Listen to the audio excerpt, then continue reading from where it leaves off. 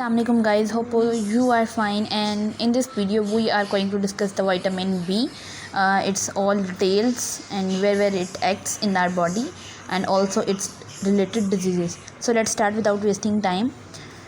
What is the active form of vitamin? Because every vitamin, her vitamin की कोई ना कोई active form होती है, ठीक है। तो हमने देखना है कि हमारे पास vitamin B1 की कौन सी active form है. So you should know here the active form of vitamin B1 is,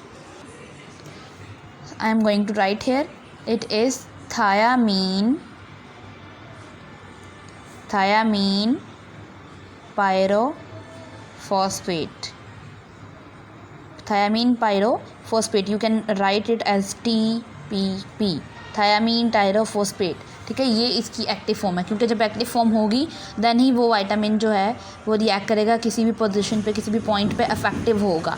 inactive form में वो वर्क नहीं करेगा, ठीक है। अब सेकंड पॉइंट मैंने लिखा है कोफैक्टर। तो कोफैक्टर, आपको पता है कोफैक्टर क्या होता है? वो नॉन प्रोटीन पार्ट जो कि अटैच होता है आपके एंजाइम से, ठीक है, नॉन प्रोटीन पार्ट। अब नॉन प्रोटीन पार्ट में दो चीज़ें होती हैं, ठीक है। It can be loosely attach and it can be permanently attached, ठीक है। लूजली में आपको पता है उसके पास कोएंजाइम हो जाता है, परमानेंटली में हमारे पास प्रोस्थेटिक ग्रुप्स हो जाते हैं। तो ये जो हमारे पास कोफैक्टर है, ये विटामिन B1 जो है एज अ कोफैक्टर काम करता है, as a non protein part काम करता है एंजाइम के साथ, उसके फंक्शन को हेल्प करवाने में, एज एन असिस्ट करने में उसकी एक्टिविटी के अंदर। जो मैंने सिक्रीशन लिखा है हमारी बॉडी में, आपको पता है, या हम अब माउथ से ही स्टार्ट करें, अपनी ओरल कैविटी में हमारे पास कितने सारे ग्लैंड्स हैं। जैसे हमारे पास सिलिवरी ग्लैंड है, हमारे पास पैरोटिड ग्लैंड है, हमारे पास सबलिंगुअल ग्लैंड है, ठीक है, हमारे पास सब मैक्सिलरी ग्लैंड है। तो ये जितने भी ग्लैंड्स हैं इनका आपको पता है कि काम बेसिकली यहाँ पे सलाइवा की प्रोडक्शन है। अभी जो सलाइवा की प्रोडक्शन है, इसको ये एंजाइम्स जो यहाँ पे मौजूद होंगे हमारे पास, सिलिवरी एमाइलेस, ठीक है, जितने भी एंजाइम्स प्रेजेंट होंगे उनको हेल्प करने के लिए ये विटामिन B1 आएगा। जैसे मैंने लिखा है यहाँ पे कार्ब की डाइजेशन क्या होता है? हमारा ओरल कैविटी में जब भी हमारा फूड हमारी ओरल कैविटी में होता है तो उसके कार्ब्स की डाइजेशन हमारी ओरल कैविटी में ही हो जाती है, क्योंकि हमारे पास वहाँ एक एंजाइम होता है डेट इज़ सिलिवरी अमाइलेज, ठीक है, और वो हमारे कार्ब्स को डाइजेस्ट करता है। तो इस एंजाइम को एक्टिवेट करने के लिए जो आता है हमारा कोफैक्टर, वो हमारा विटामिन B1 होता है। तो आई होप कि ये कोफैक्टर वाली बात आपको समझ आ गई होगी कि जितने भी ग्लैंड्स हैं उनकी स्क्रीशंस को हेल्प करवाने में हमें विटामिन B1 चाहिए एज अ कोफैक्टर। इस तरह कार्ब्स की डाइजेशन जो हमारी ओरल कैविटी में ही कंप्लीट हो जाती है मैक्सिमम, वो उसको असिस्ट करवाने में जो एंजाइम है सिलिवरी अमाइलेज, उसके लिए कोफैक्टर जो चाहिए that is vitamin B1। I hope कि इसका ये जो मेजर मैंने आपको बता दी active form, cofactor, secretion and carb digestion, ये आपको समझ आ गई होगी।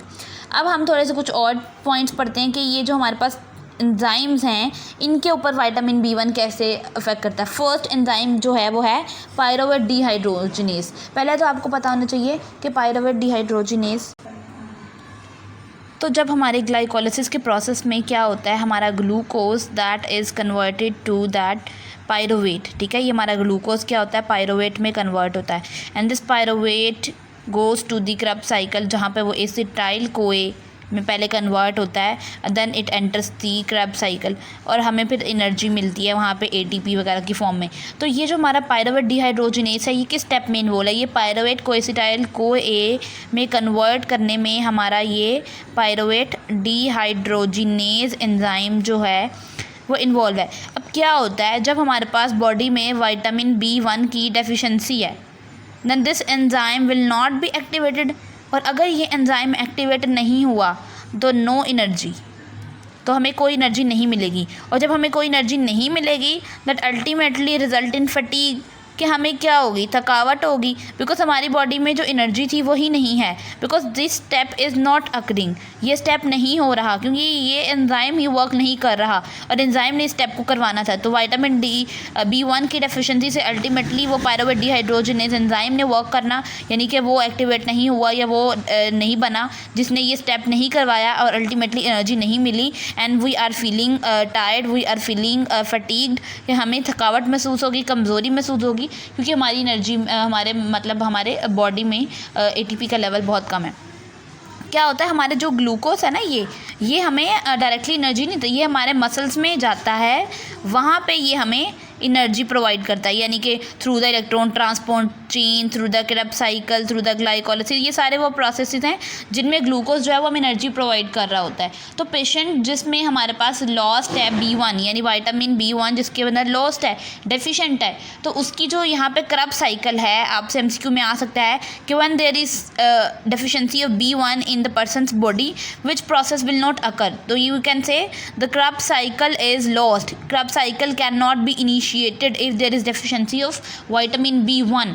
ठीक है, तो आपसे MCQ में या वाइवा में पूछ सकते हैं कि अगर विटामिन B1 नहीं है तो कौन सा ऐसा प्रोसेस है कार्बोहाइड्रेट्स का या एनर्जी देने का जो नहीं होगा, then the answer will be Krebs cycle. Okay, next move toward the next enzyme. अब जो हमारा दूसरा एंजाइम है जिसको यानी जिसको वर्क करवाने में या जिसको एक्टिवेट करवाने में हमारा विटामिन B1 जो है वो रोल प्ले करता है, that is alpha ketoglutarate dehydrogenase. पहले तो हमें पता होना चाहिए कि ये एंजाइम हमें कहाँ चाहिए होता है। जब हमारा क्रेब्स साइकिल, आपको पता है क्रेब्स साइकिल हो रहा होता है, तो क्रेब्स साइकिल में हमारा एक स्टेप आता है दैट इज़ अल्फा कीटोग्लूटरेट को कन्वर्ट जब हमने करना होता है इनटू दी सक्सीनेट, अल्फा कीटोग्लूकोरेट को सक्सीनेट में कन्वर्ट करना है, और उसके लिए हमें ये एंजाइम चाहिए अल्फा कीटोग्लूटरेट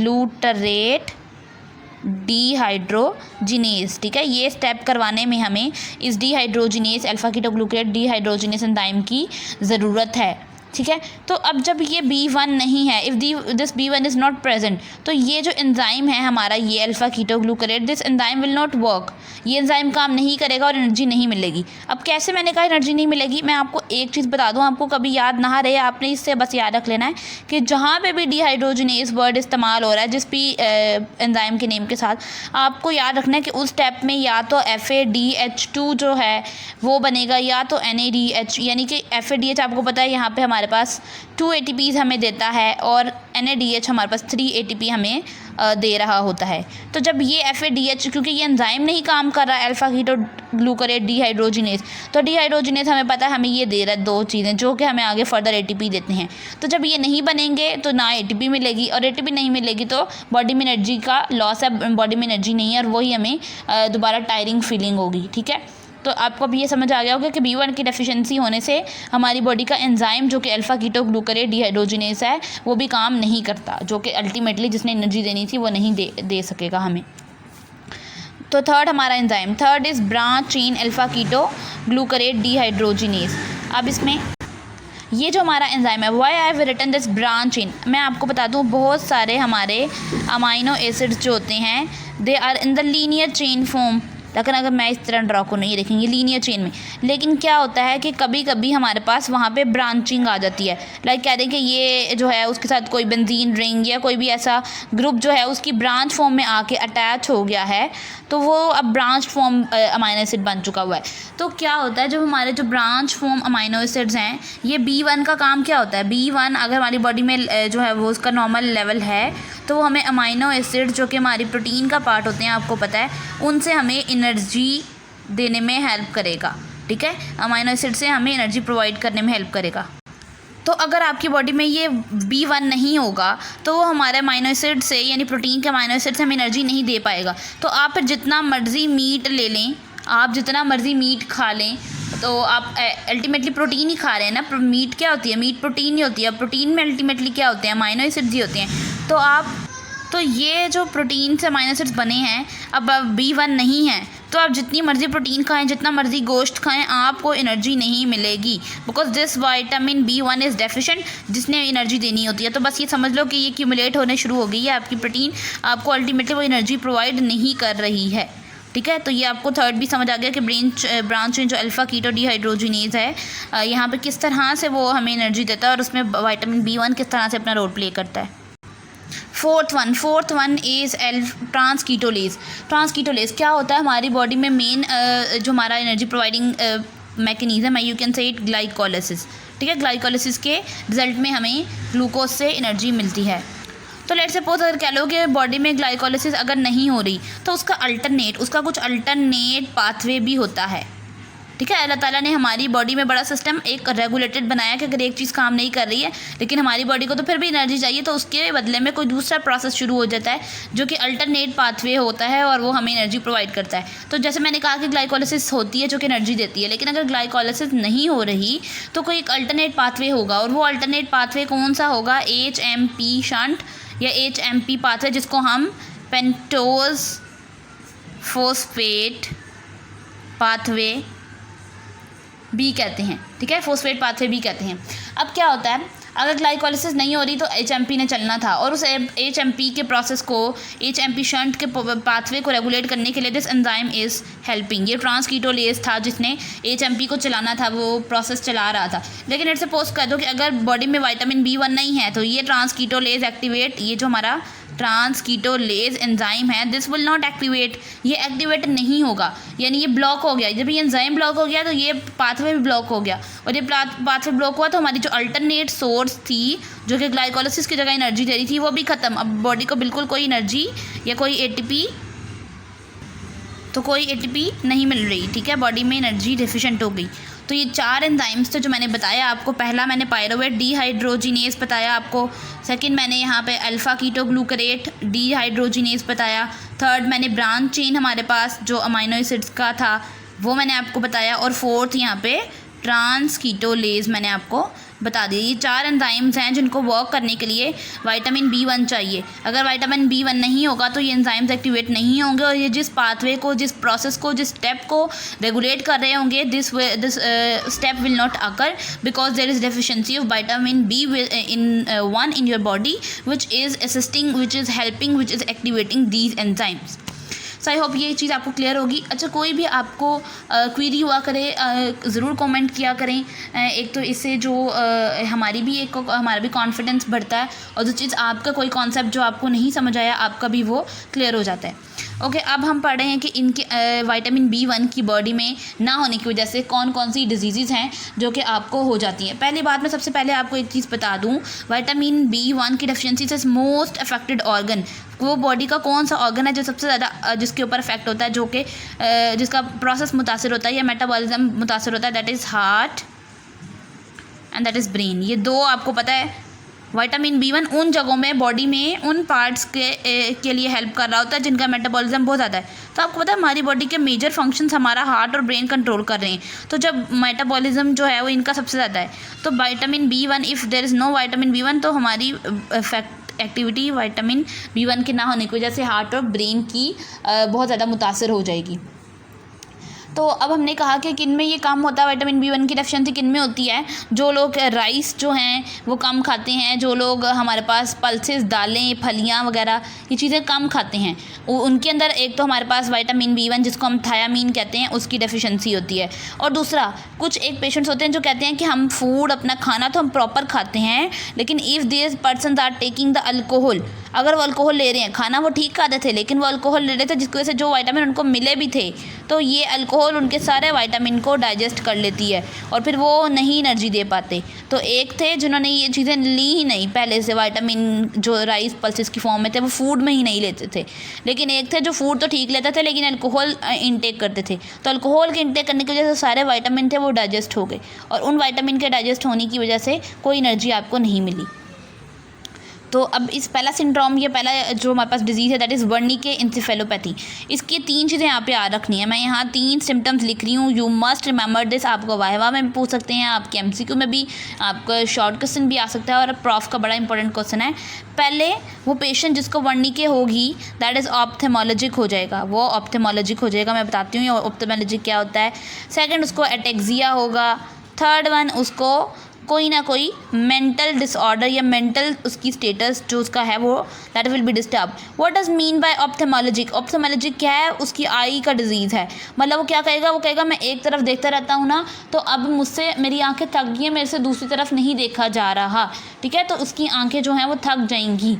और एटेक्सिया जो है उसमें क्या होता है, जब बॉडी में एनर्जी नहीं है तो आप चलते चलते कहीं पे गिर भी सकते हो, अनकॉन्शियस भी हो सकते हो। मेंटल स्टेट क्या है कि आपको देखो ना, हमारा जो एक तो मैं एक चीज़ बता दूँ, जो हमारा एटेक्सिया है, यहाँ पे जो हमारे ब्रेन में सेरिबेलम का पार्ट है और जो हमारे गेंगलियाज हैं दीज आर कंट्रोलिंग, ये कंट्रोल कर रहे होते हैं। तो जब ये एटेक्सिया होता है तो आप क्या होता है, आप चलते चलते गिर जाते हैं, क्योंकि आपकी जो सेरिबेलम और बेसल गैंग्लिया हैं वो मूवमेंट कंट्रोल करते हैं, वो नहीं सही तरह कर पा रहे अपना फंक्शन। फिर उसके बाद जो मेंटल स्टेटस है उसमें क्या है, आप अनकॉन्शियस हो जाते हो, बेहोश हो जाते हो, गिर जाते हो। तो ये ट्रायड है, ये वर्निके जो है वो ट्रायड है 3 चीज़ों का, ऑप्थेमोलॉजिक हो जाना, एटेक्सिया होना और मेंटल स्टेटस डिस्टर्ब होना। ये 3 चीज़ें आपको वर्निके में नज़र आएंगी और ये विटामिन B1 की डेफिशिएंसी की वजह से हो रहा है। अगर हमने इस वर्निके एंसेफेलोपैथी को ट्रीट नहीं किया, ये सिम्टम्स उसकी ख़त्म नहीं करवाई, तो patient can leads two comma, और कोमा की वजह से उसकी डेथ भी हो सकती है। फिर हमारा जी कॉर्सैकॉफ सिंड्रोम। कॉर्सैकॉफ सिंड्रोम क्या होता है, जब हमारा बॉडी में क्या है, हमारे मैं बताऊं, जब भी कोई भी हमारा विटामिन B1 मैंने आपको बताया, उसकी वजह से मोस्ट अफेक्टेड ऑर्गन ब्रेन और हमारा हार्ट है। तो कॉर्सैकॉफ सिंड्रोम में जो ब्रेन के न्यूरॉन्स हैं, दीज आर अफेक्टेड। वो ब्रेन के न्यूरॉन्स जब अफेक्ट होते हैं तो हमारा कौन सा पार्ट यहाँ पे ज़्यादा डैमेज होता है, दैट इज़ थैलेमस और हमारा सेरिब्रम। थैलेमस और सेरिब्रम जो है वो डैमेज होते हैं। और मैं आपको एक चीज़ बता दूं, ये जो कॉर्सैकॉफ सिंड्रोम है, पहले जो वर्निके पड़ा वो तो हम उसको अगर ठीक कर लें तो पर्सन ट्रीट हो सकता है, लेकिन दिस इज़ इरिवर्सिबल, क्योंकि अब आपका ब्रेन ही डैमेज हो गया, आपके न्यूरॉन ही डैमेज हो जाए तो फिर बाकी क्या रहता है। तो that is a permanent disorder that can not be corrected if, मतलब कंडीशंस ठीक कर ली जाएँ, क्योंकि ब्रेन को कैसे ठीक करेंगे। तो ये एक परमानेंट डिसऑर्डर है। इसमें 2 चीज़ें आती हैं, एक पहला है एंटीरोग्रेड एमनीजिया और दूसरा retrograde amnesia. What is anterograde amnesia? Anterograde में आपका क्या होता है, आपको फ्यूचर में कुछ याद करेगा वो पर्सन जिसको कॉर्सैकॉफ सिंड्रोम हुआ है, अगर फ्यूचर में वो कुछ लर्न करने की, कुछ याद करने की कोशिश करेगा तब वो उसको याद नहीं होगा, ठीक है, उसकी मेमोरी में इतनी पावर नहीं होगी वो कुछ नई चीज़ याद कर सके। और रिट्रोग्रेड में उसकी जो पास्ट की मेमोरीज होंगी उसको वो भी याद नहीं रहेगा। लेट्स सपोज उसके पास्ट में उसको याद है कि मेरे पेरेंट्स हैं, उनका ये नाम है, मेरे बहन भाई हैं, उनका ये नाम है, तो उसको पास्ट की कोई मेमोरी याद नहीं रहेगी, पुरानी बातें याद नहीं रहेंगी। तो देखो ना आगे कुछ याद हो रहा है ना पुराना कुछ याद है, तो फिर ये तो ब्रेन की परमानेंट डिसऑर्डर हो गई ना, तो इसमें इसको ट्रीट नहीं किया जा सकता, ठीक है। और ये वर्निके सिंड्रोम की ट्रीटमेंट ना करने की वजह से, फर्दर पेनिट्रेशन की वजह से कॉर्सैकॉफ सिंड्रोम हुई है। ओके, अब फोर्थ वन, चौथी डिजीज़ जो कि है वो है कन्फैलुटेशन। कन्फैलुटेशन जो है यहाँ पे हमारे पास क्या है, अब क्या होता है, जब लेट्स सपोज पेशेंट को याद नहीं है, पेशेंट की मेमोरी इतनी वीक हो गई जिसमें उसको कुछ चीज़ें याद नहीं रही, तो उसने खुद से सेल्फ मेड जो है वो कहानियाँ बनाना शुरू कर दी, ठीक है। उससे किसी ने पूछा कि क्या तुम वहाँ पे इस्लामाबाद में ऐसे किसी पॉइंट पे गए थे, तो उसको अब याद नहीं है कि वो किसी ने उससे होटल का, लेट्स सपोज किसी भी होटल का, वहाँ के इस्लामाबाद के होटल का नाम पूछा, उसको याद नहीं है कि मैं वहाँ गया था या नहीं, तो उसने किसी छोटे मोटे होटल का नाम ले लिया, ठीक है, यानी उसने अपने से कोई बात बना दी, हालांकि वो वहाँ पे नहीं गया था, वो बात सच नहीं थी। तो इसकी वजह से आपकी पर्सनैलिटी पे बहुत डिस्टर्बेंस होती है, क्योंकि आपने वो बात गलत कर दी ना, आप वहाँ नहीं गए थे, तो लोग आपको जो है आपकी पर्सनैलिटी को मिसट्रीट करेंगे, क्योंकि आपने उनको गलत बात कही, आपने उनको सच नहीं कहा, क्योंकि आपकी मेमोरी इतनी वीक हो गई कि आपको वही चीज़ याद नहीं कि मैं आया वहाँ गया भी था या नहीं, इसलिए आपने किसी और जगह का नाम ले दिया। तो यहाँ पे पर्सनैलिटी के ऊपर बड़ा अफेक्ट होता है, ठीक है। ये फोर्थ वन था। अच्छा, फिफ्थ वन मैं आपको बता दूं, फिफ्थ वन में हमारे पास लास्ट हमारी जो ये है यहाँ पे, इसके बाद 8-6 भी है हमारी लास्ट, वो पढ़ेंगे हम। पहले वर्निके कॉर्सैकॉफ सिंड्रोम, पहले हम वर्निके में अलग पढ़े, हमने पढ़ा उसमें 3 चीज़ों का ट्राइएड था, ऑप्थेमोलॉजिक है, एटेक्सिया है और हमारे पास लास्ट में मेंटल डिसऑर्डर। और कॉर्सैकॉफ में हमने कहा जी एंटीरोग्रेड एमनीजिया और रिट्रोग्रेड एमनीजिया। अब ये वर्निके कॉर्सैकॉफ सिंड्रोम इकट्ठा, जिसमें दोनों की कंडीशंस आपके पास आएंगी, ये कंबाइन फॉर्म है, ठीक है। और इसमें ज़्यादातर हमारा जो पार्ट जो है वो थैलेमस होता है हमारे ब्रेन का, वो डिस्टर्ब होता है, और इसमें हमारी जो मेमोरी बॉडीज़ होंगी वो भी डैमेज होंगी। इसमें 2 चीज़ें आती हैं, wet berry and dry berry. ये बेरी जो है वो थायामीन विटामिन B1 की डेफिशिएंसी की वजह से ही होती है।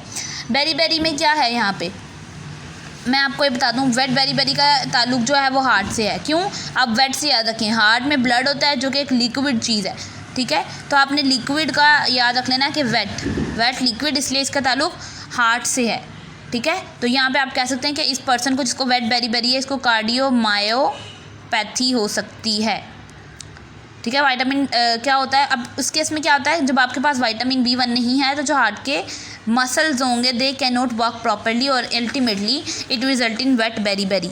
अब ड्राई बेरी में पेशेंट कहता है उसको burning feet syndrome. Burning feet syndrome का क्या मतलब है, उसके रात को सोते वक्त पाँव चलते हैं, उसको जो हैं वो सुइयाँ चुभती हैं जिस्म पे, बॉडी पे, ठीक है, इरिटेशन रहती है। तो ये ड्राई बेरी की सिम्टम्स हैं, ठीक है। अच्छा, तो पेरिफेरल न्यूरोपैथी में आपको पता है पेरिफेरल हमारा नर्वस सिस्टम जो है वो डिस्टर्ब होगा, उसमें आपको हमारे पास पेरिफेरल एडीमा हो सकता है, यानी आपकी स्वेलिंग हो जाएगी। वो कहते हैं कि जी चलते वक्त जब हम वॉक करते हैं तो हमें सांस नहीं चढ़ता, हम बिल्कुल नॉर्मल चलते हैं, लेकिन जब हम लेट जाते हैं वी आर लाइंग डाउन, ठीक है, तो हमें जो है वो सांस चढ़ना शुरू हो जाता है, हमारा सांस ठीक नहीं रहता है। तो ये वो एक साइन है जो हमें बताता है कि पेशेंट जो है it's leading toward myocardial infarction, उसकी कोई ना कोई हार्ट का जो है उसको हार्ट फेलियर की तरफ वो जा रहा है, ठीक है। तो बड़ा इंपॉर्टेंट साइन है ये जो मैंने बताया ना, जिसमें कहते हैं कि वो चलते वक्त तो ठीक था लेकिन लेटा तो सांस फूलने लग गया, इसको कहते हैं ऑर्थोपनिया, ठीक है। ये ऑर्थोपनिया डिजीज़ होती है और ये लीड्स टुवर्ड मायोकार्डियल इन्फाक्शन। और दूसरी एक होती है डिस्पनिया में क्या है हमारे पास, वो कहते हैं जी जब चलते हैं, अब इसमें ऑपोजिट कर लो, वॉकिंग जो है उसमें सांस चढ़ रहा है, ठीक है, उसमें पर्सन का सांस ख़राब हो रहा है, हार्ट जो उसका ब्रीदिंग प्रोसेस है वो अल्टर हो रहा है, तो ये जो भी मायोकार्डियल इन्फाक्शन की तरफ ही लीड करती है, ठीक है। अच्छा, तो हमारा जो नॉर्मल रिस्पायरेटरी रेट है वो हमारा 16 मिनट्स होता है, तो ये इन डिजीज़ में ये जो हमारा रेट है ये डिस्टर्ब होता है। और ये क्यों हो रहा है, this is because of deficiency of vitamin B1। इसका ट्रीटमेंट क्या है, व्हाट इज़ ट्रीटमेंट, आप क्या करते हो, आप पेशेंट को विटामिन B1 की ड्रिप्स लगा देते हो या उसको टैबलेट्स दे देते हो, विटामिन B की मल्टी विटामिन्स देते हो, उसकी अगर मैल नरिश्ड है तो उसके फूड को जो है वो बेटर बनाने की कोशिश करते हो। अगर वो अल्कोहल कंजप्शन लेता है तो उसको अल्कोहल के बजाय ग्लूकोज या विटामिन रिलेटेड चीज़ों पे आप लेकर आते हो। तो ये था पेरिफेरल न्यूरोपैथी। तो आई होप कि आपको विटामिन B1 के सारी डिजीज़ के बारे में उसकी बॉडी में कहाँ कहाँ एंजाइम्स के ऊपर अफेक्शन है वो आई होप कि क्लियर हुआ होगा। And if you like this video then must subscribe the channel for more videos and thanks a lot।